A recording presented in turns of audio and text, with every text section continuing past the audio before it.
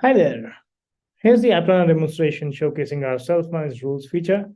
With self-managed rules, AppTrana users can now create their own WAF rules to either block or allow requests based on the request payloads and parameters. So how is this different from custom rule requests that you currently make?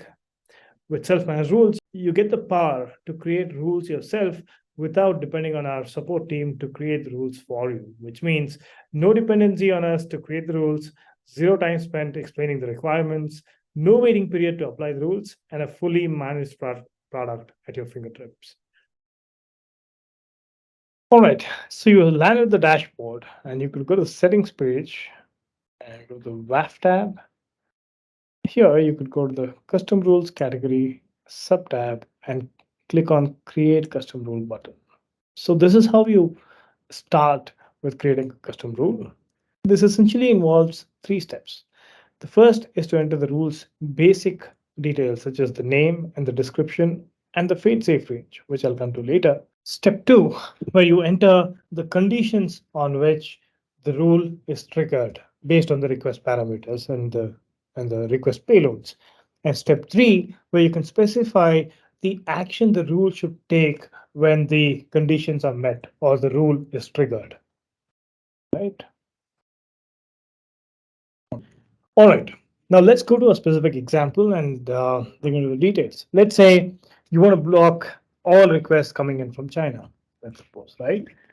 In rule name, you could say block from China, and you could describe them to say all requests, right? This is what this rule is supposed to do, and there's something called fail safe. What is this fail safe? Let's say when does it come off use? Let's say you want to block all requests from China, but you by mistake entered the country India. And what's worse, let's say all your users were from India. What would happen? Every request coming to your WAF, every legitimate request coming to your WAF would be blocked by the rule, by this specific rule that you've mentioned. To avoid this untoward situation, we have a 15% fail-safe condition here, which means out of 100 requests coming into your origin, if more than 15% of rules are blocked by this rule, the rule would automatically move to log-only mode if it's in log and block mode. That's what it means.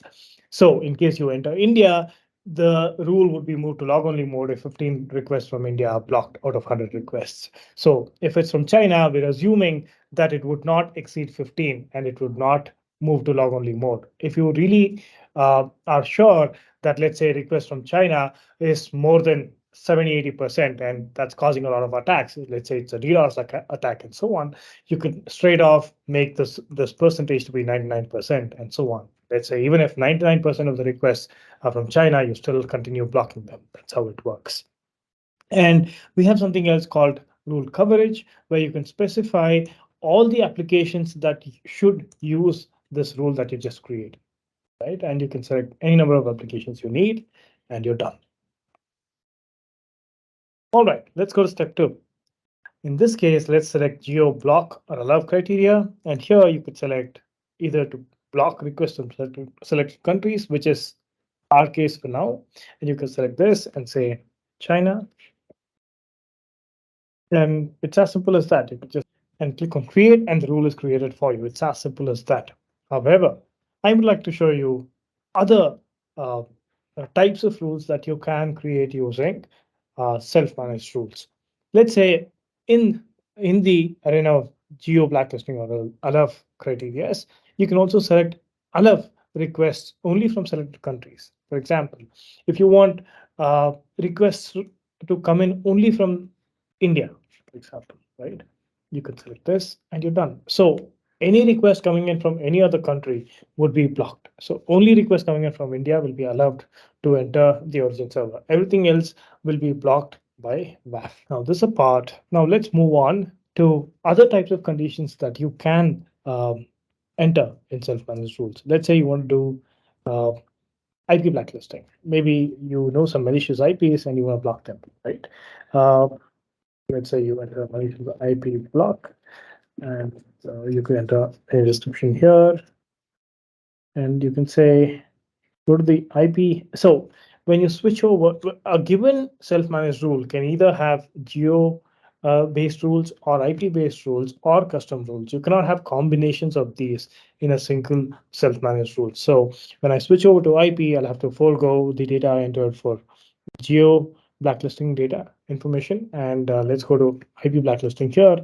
Let's say I want to block requests from selected IP addresses, and you say some IP address that you know of, and you enter that. Let's say you call it or IP or anything that you want to describe it as, so that you can use this for additional reference in the future. And you can enter some other IP that you're aware of. Say here, this is another malicious IP from Texas country, right? And you can add that IP address and you're done.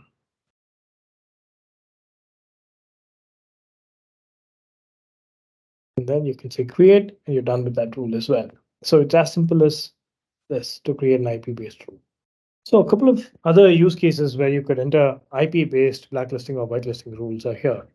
So you could also choose to either whitelist a given IP address. You could say whitelist and you could enter your IP addresses here and enter why you're whitelisting them. Or you could decide to allow requests only from specific IP addresses where you know the list of IP addresses that are allowed to make requests to your origin.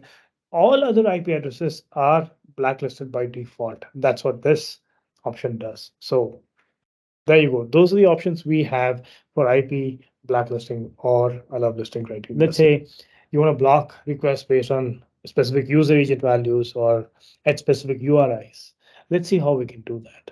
Let's create a custom rule and say custom user agent block. Is that what you want to call it?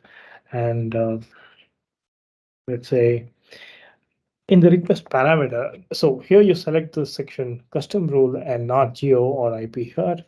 And for the request parameter, you can mention, say, user agent, and you could say starts with something like, let's say the known user agent value that's malicious is, say, abundance, right? This is one of it.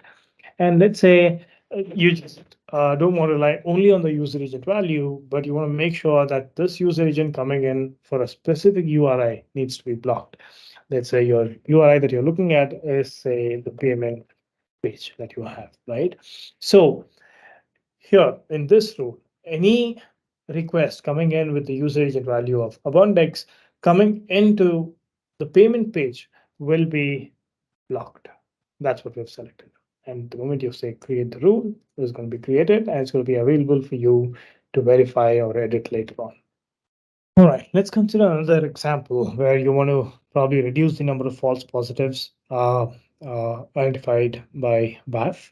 Let's say the example is, say, avoiding cookie validation, right? Avoid cookie validation. Maybe that's creating a lot of FPs for you. And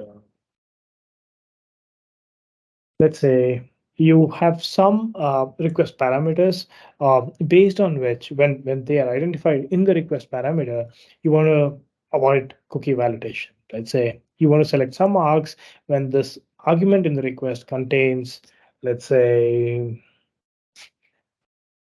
false cookie.